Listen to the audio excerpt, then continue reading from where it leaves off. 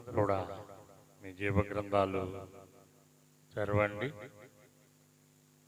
యాకోబు పత్రిక 4వ అధ్యాయము 7వ వచనాన్ని చూద్దాం.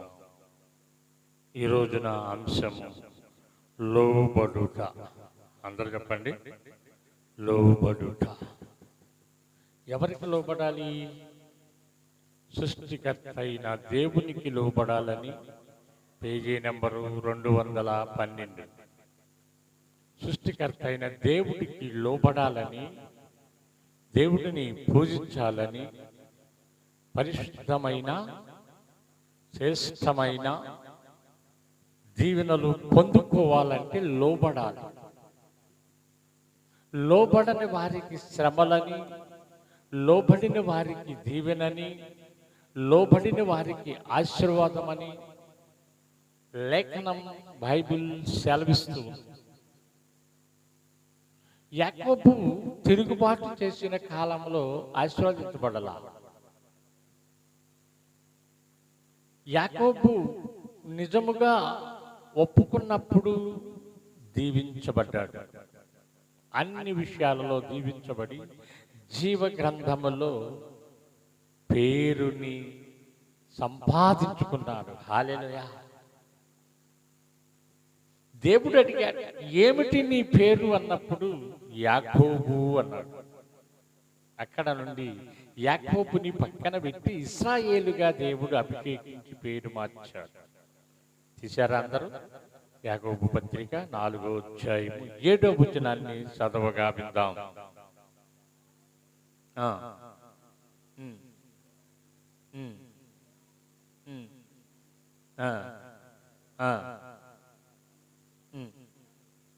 ప్రార్థన చేసుకుందాం. పరిశుద్ధుడా, మహోన్నతుడా, జీవాధిపతి, జీవము కలిగిన మా యేసునాథుడా, యేసు ప్రభువా, నీకు వందనాలు, స్తోత్రాలు. సృష్టికర్త అయిన దేవుడి పట్ల తిరుగుతూ సృష్టికర్త అయిన దేవుడికి లోబడటానికి, నీ లోబడే వాక్యాన్ని నేర్చుకుంటుండగా మీరే నేర్చుకోవటానికి మాకు కృప చూపి, వినగలిగిన చెబుని, గ్రహింపగలిగిన హృదయాన్ని మాకు అనుగ్రహించి, కొద్ది నిమిషాలు నీ సిలువ చోట నన్ను మరుగుపరచమని యేసు నామములో అడుగుతున్నాము తండ్రి. ఆమేన్. హల్లెలూయా.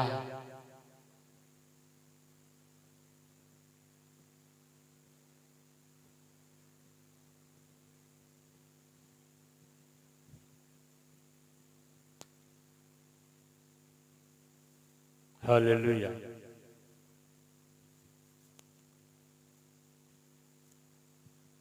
దేవుని బిడ్డలు లోబడటం ఎంతో ఆశీర్వాదం అని లోబడిన ఒక యాకోబుని మనకు చూపిస్తూ, మన జీవితానికి కావాల్సిన ఆశీర్వాదాలని దేవుడు అనుగ్రహిస్తానికి సిద్ధపడి ఉన్నాడు. ఆ సిద్ధపాటు గురించిన కొన్ని మాటలు మనము ధ్యానం చేసుకోవాలని, కొన్ని మాటలతో మనము కుటుంబాలని కట్టుకోవాలని ఆశతో ఎదురు చూస్తూ నేర్చుకోవటానికి ఉన్నాం. ఎవరైతే దేవుని పిలుపుకి, దేవుని మాటకి, దేవుని స్వరానికి, దేవుని దర్శనానికి, దేవుని సేవకులు చెప్పే మాటలకి లోబడతారో వారు వర్ధిల్లుతారు. హల్లెలూయా. ఎందుకు అంటే దేవుడు ఏర్పరచుకున్నాడు గనక, దేవుడి కన్నా గొప్ప కార్యాలు చేయటానికి దేవుని పిల్లలుగా ఆయన అభిషేకించాడు. హల్లెలూయా. దమస్కో దగ్గర అననీయ అభిషేకము పౌలు గారి మీద ఉంది గనకనే అనేక సంఘాలని కట్టుచు అనేక జనాంగానికి దేవుని సువార్తని అందించాడు. నీతి కిరీటాన్ని పొందుకోవటానికి పరుగులో ఉన్నానని, వెనకకే చూడనని, గురి వద్దకే పరిగెత్తుతున్నానని ఆయన మనకి నేర్పిన పాఠం. హల్లెలూయా. ఏ పాఠం? లోబడే పాఠం. అంతకుముందు తిరుగుబడే మనసు, వ్యతిరేకించే మనసు, ఎదుటి వారిని గాయపరిచే మనసు. ఎప్పుడైతే పరిశుద్ధమైన అననీయ అభిషేకము పౌలు గారి మీదకి వచ్చిందో, మేడగదిలో 120 మంది మీదకి పరిశుద్ధాత్మ అనుబంధం ఎప్పుడైతే వచ్చిందో, అప్పుడు ఈ 120 మంది లోబడ్డారు. అప్పుడే మనకేమైంది? ఆశీర్వాదాలు వచ్చాయి. తోమా గారు ఆ గాయములో చేయి పెడితే కానీ, ఆ బల్లెపు పోటులో చేయి పెడితే కానీ నేను నమ్మను అన్నాడు. కానీ ప్రభు ఇచ్చాడు. ఇదిగో శక్తి చేసుకోమన్నాడు. ఆ శక్తి చేసినాక ఆ తోమా గారు నమ్మి లోబడి మన ఇండియాకి సువార్తను తెచ్చిన దైవజనుడు. హల్లెలూయా. ఎప్పుడు లోబడ్డాడు? ఈయనే నిజమైన యేసుక్రీస్తు, ఈయనే సజీవుడైన దేవుడు, ఈయనే సమాధిని గెలిచిన వాడు, ఈయనే పరలోకము నుండి వచ్చిన వాడు అని లోబడ్డాడు. గనకనే మన భారతదేశం అంతటికి కూడా ఈ రాజ్య సువార్తని, ఈ పరిశుద్ధమైన సువార్తని సంపూర్ణంగా అందించాడు. మనకి చేతిలోకి ఉండటానికి కృప చూపాడు. లోబడ్డాడు. ఆదికాండములోకి రండి. ఆదికాండము 15వ అధ్యాయము 1-2 వచనాలని చూద్దాం.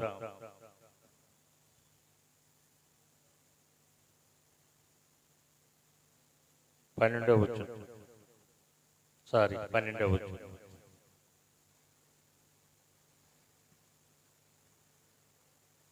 మాత చదవండి. ఆదికాండము 15వ అధ్యాయము 12వ వచనం.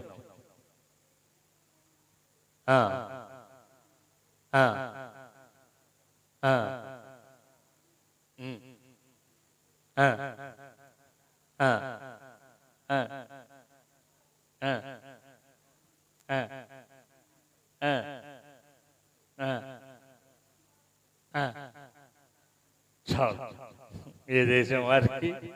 ఐగుప్తు వాసులకి దాసులైపోయారు. ఎందుకనక మన పితరుడైన అబ్రహాము చేసిన పొరపాటు వల్ల, లేక అశ్రద్ధ వల్ల, లేక ఆయన ఆలోచనలు బలహీనపడినందున మనము ఆయనకి లోబడాలి. తండ్రి అయిన దేవునికి లోబడితే, సృష్టికర్త అయిన దేవునికి లోబడితేనే మనకి దీవెనలు వస్తాయి, పరలోకం వస్తుంది, పరిశుద్ధ దేవునితో మనకి అనుబంధం ఉంటుంది.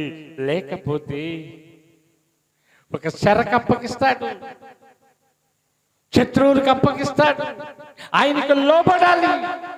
లోబడితే చూడు, నీవు రుచి చూసి తెలుసుకుంటావు. 100వ కీర్తనలో 3వ వచనం ప్రకారముగా ఆయన మేపు గొర్రెలు గాను, ఆయన పుట్టించిన మనుషులు గాను, ఆయన దీవించే ప్రజలు గాను మనం ఉండాలి అంటే నీవు లోబడాలి.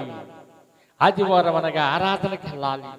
ఉపవాసం అనగా దేవుని సన్నిధిలోకి వెళ్ళి నీ కోసము, నీ కుటుంబం కోసము, అనేక బిడ్డల కోసము, నశించిన వారి కోసము, ఆగిపోయిన వారి కోసము, అందరి కోసము దేవుని దగ్గర పోరాడాలి. హల్లెలూయా. దేవుని దగ్గర కనిపెట్టి ప్రార్థన చేయాలి. ప్రభువా, ఆ కుమార్తె మా సహోదరి కొన్ని దినాలు వస్తూ ఆగిపోయింది ప్రభువా, ఆ దారిని సరళం చేయి, ఆ ఇంట్లో చీకటిని తరిమి వేయని ప్రార్థన చేయాలి. వారి బిడ్డలకు ఉద్యోగాలు రాలేదని బలహీన పడిపోయి నీ సన్నిధిలో కనిపించటం లేదయ్యా, వారికి ఉద్యోగాలను దయచేయి, వారి పట్ల ఒక కార్యాన్ని జరిగించు. వారికి నియమించిన ఆ నూతనమైన యెరూషలేము మందిరములోకి వెళ్ళినట్టుగా వారికి ఒక గృహాన్ని నిర్మించుతానన్నావు కదా, ఆ గృహంలో వారు ఉండటానికి, ఆ బంగారు వీధులు మేమందరము కలిసి తిరగటానికి నీ లోబడే మనస్సును వారికి అనుగ్రహించు ప్రార్థన చేయాలి. అలాగే నిర్గమకాండము 32:1-2 వచనాలు చూద్దాం పక్కనే.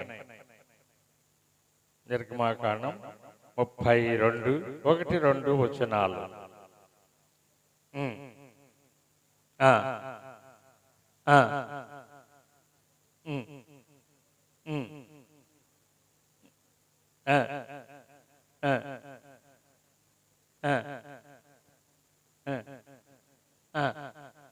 ఆ, ఆ, ఆ, ఆ, హల్లెలూయా. ఆగుదాం అక్కడ, తర్వాత చదువు. ఏమంటున్నారు? ఐగుప్తు నుండి తెచ్చిన మోషే అనువా ఒక దైవజనుడికి ఇవ్వాల్సిన గౌరవం కూడా లేకుండా, ఆ దైవజనుడే కదా ఈ శ్రమలో నుండి యెహోవా నామం పేరున నిలబడి మమ్మల్ని బయటికి తెచ్చిన వాడి మీద గౌరవం లేకుండా ఏమంటున్నారో తెలుసా? మోషే ఎక్కడ వాడు వీడు అని సంబోధిస్తూ ఉన్నారు. ఈనాడు కూడా సేవకులని విశ్వాసులు అలాగే సంబోధిస్తున్నారు. ఈడా సేవకుడా, మన ఇంటికి వస్తూ ఉన్నాడే, 10 రూపాయల కోసం వస్తున్నాడే, 100 రూపాయల కోసం వస్తూ ఉన్నాడే, మన కానుక కోసం వస్తూ ఉన్నాడే అని అతి చేయబడి సేవకుడికి లోబడకుండా, సృష్టికర్త అయిన దేవుడికి సేవకుడిని మధ్యవర్తిగా నీ ఇంటిని ఆశీర్వదించటానికి, నీ చీకటిని తరమటానికి వాటిని చేర్చుకోకుండా బలహీన పడిపోతుంది. నీ కుటుంబము చీకటిలోకి వెళ్తుంది. హల్లెలూయా. ఇప్పుడు చదవండి పూర్తిగా.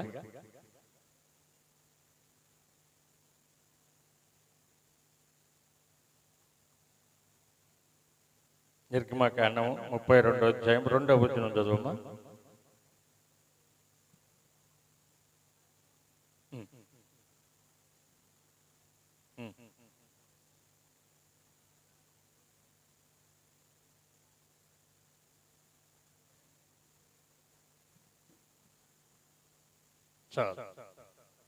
ప్రజలందరి కోసము ప్రాణం ఇచ్చిన వాడు కదా. ఈ ఐగుప్తులో నుండి నడిపించింది యేసునాథుడు లేక యెహోవా తండ్రి కదా. వారి పక్షాన నిలబడి మోషే కూడా వారికిలాగా సాకులు చెప్పాడు. నేను మోగవాడినని, నత్తివాడినని. అవన్నీ దేవుడు ఒప్పుకోలా. మందిరానికి రమ్మని సావుకుడు పిలిస్తే ఎన్నో సాకులు చెప్తావు, ప్రార్థన చేయమంటే సాకులు చెప్తావు, పాట పాడమంటే సాకులు చెప్తావు, మందిరపు పని చేయాలంటే సాకులు చెప్తావు. సాకులతోటే నీ ప్రయాణం అంతా వెళ్ళిపోతుంది. నీవు దీవెనలు పొందుకునేది ఎప్పుడు? నీ కుటుంబం కోసం ఆనాడు వాడ కట్టినట్టుగా రక్షణ వాడలని ఎప్పుడు సిద్ధపరచుకుంటావు? కొందరు ఇప్పుడుకు కూడా ఆ రక్షణ వాడని సిద్ధపరచుకోవాలి. నేను, నా ఇంటి వారు, నా పిల్లలు కలిసి ఈ రక్షణ వాడలో ప్రయాణం చేయాలి. నేను, నా ఇంటి వారు తండ్రి, కుమార, పరిశుద్ధాత్మ నామంలో బాప్తిస్మ పొంది మేము కూడా పరదేశికి చేరాలి, ఈ రక్షణని వాడలో ప్రయాణం చేయాలి అనే ఆలోచన ఏమైపోతుందమ్మా? అనగారిపోతుంది. పేతురు రాసిన మొదటి పత్రిక 5వ అధ్యాయం 5వ వచనంలోకి రండి.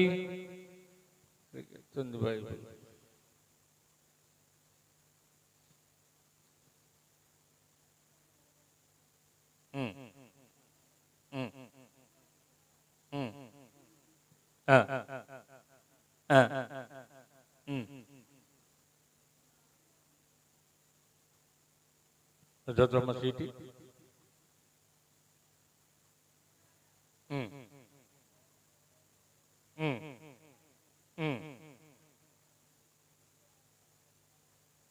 హల్లెలూయా. లోబడుతున్నారా?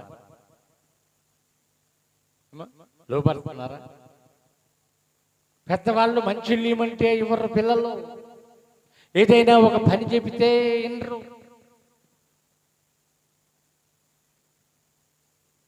సరే, అలా అని పిల్లలని వారిని పక్కన పెడితే పెద్దవారైన వారు, విశ్వాసులైన వారు పిశాచులుగా మారుతున్నారు. లోబడతల్లా, సేవకుడికి లోబడతల్లా, భర్తకు లోబడతల్లా, పెద్దలకు లోబడతల్లా, కానీ లోబడినట్టుగా భ్రమలో బతుకుతున్నారు. అందుకే నీ బ్రతుకు శ్రేష్టముగా ఉండాలి. నీవు లోబడేది ఎలా ఉండాలి అంటే సంపూర్ణముగా లోబడాలి. నీవు చచ్చిన కుక్కగా ఉండాలి, కానీ కరిసే కుక్కలాగా తయారవుతున్నారు, ఎగబడే కుక్కలాగా తయారవుతున్నారు కొందరు. పేరుకి ఎంతో భక్తి పరులు, పేరుకి ఎంతో బైబిల్ తిరగేస్తుంటారు, పద్దాకా ఇంటర్వ్యూ లేకుండా తిరగేస్తుంటారు. ఆ బైబిల్ పక్కన పెట్టంగానే ఉంటాయి లారీలు వస్తాయి, ఆటోలు రావు, లారీలు. ఇది లోబడినట్ట? లోబడ్డాడు స్టెఫెన్. రాళ్ళు రువ్వుతూ చంపినా కూడా నోరు తెరవల. తండ్రి, వీరేమి చేయుచున్నారో వీరిని క్షమించు, ఈ పాపం వారి మీదకి రాకుండా క్షమించు అన్నాడు. అది లోబడతాం అంటే. నా తండ్రి అయిన యేసు ప్రభు పలికిన పలుకులు ఈ స్టెఫెన్ భక్తుడు పలికి తను మరణించాడు. హల్లెలూయా. మందిరములో లోబడి బయటికి వెళ్ళినాక లోబడకుండా లోకానికి వ్యతిరేకముగా లోకంలో కలిసిపోతే నీవు గురుగులు ఒకటే ఒకటే. నీవు గోధుమవి, నీవు పరిశుద్ధుడివి, నీవు పరిశుద్ధురాలివి. నీ జీవితం పరిశుద్ధంగా ఉండాలి, నీ నోరు పరిశుద్ధంగా ఉండాలి. నీ భర్తకి, నీ బిడ్డలకు లోకనాథుడైన యేసు ప్రభువుకి లోబడాలి. అప్పుడే దీవెనలన్నీ నీ సొంతం అయిపోతాయి. ఎలా? ఆ కుటుంబం యేసుకు లోబడిన కుటుంబం, ఆ కుటుంబం యేసుని చేర్చుకున్న కుటుంబం. ఇటువరకైతే మనతో పాటు అన్ని విషయాలలో పంచుకునేవారు. ఇప్పుడు వారు ప్రత్యేకించబడ్డారు. వారు యేసు కుడివైపుకి వచ్చారు, ఎడమ వైపు నుండి కుడివైపుకి వచ్చారు. ఆ పాప ఊవిలో నుండి పరిశుద్ధతగా పరిశుద్ధమైన దేవుడు చెయ్యి అందిస్తే రక్షణ అనే వాడలో నీవు కుడివైపుకు వచ్చావు, కుడివైపుకు వచ్చావు. నువ్వు ఎలా ఉండాలి? కుడికైనా ఎడమకైనా తొలగకుండా సృష్టికర్త అయిన దేవుని దగ్గరికి అనేక మందిని ఆకర్షించేటట్టుగా ఉండాలి. సీతాకోక చిలుకగా ఉండాలి, కానీ గొంగలి పురుగుగా ఉండకూడదు. గొంగలి పురుగును చూస్తే అందరూ కూడా ముఖాలు మార్చుకుంటారు, చిత్రించుకుంటారు, చేదరించుకుంటారు. అదే సీతాకోక చిలుకగా నీవు తండ్రి కుమార పరిశుద్ధాత్మ నామములో బాప్తిస్మ పొంది వెలుగుతూ అనేక మందిని వెలిగిస్తూ నీవు ఆకర్షించుకుంటే అందరూ నీ వద్దకు వస్తారు. అందరూ నీ వద్దకు వస్తారు. ఎందుకో తెలుసా? నీవు పూజించే దేవుడిని వారు కూడా పూజిస్తారు. నీవు ప్రేమించే దేవుడిని వారు కూడా ప్రేమిస్తారు. వారు కూడా నీ సహోదరులు, వారు కూడా నీ సహోదరుల్లాగా నిన్ను అలంకరించుకుని నీతో ప్రయాణం చేస్తారు. హెబ్రీయులకు రాసిన పత్రిక 13వ అధ్యాయం 17వ వచనంలోకి రండి.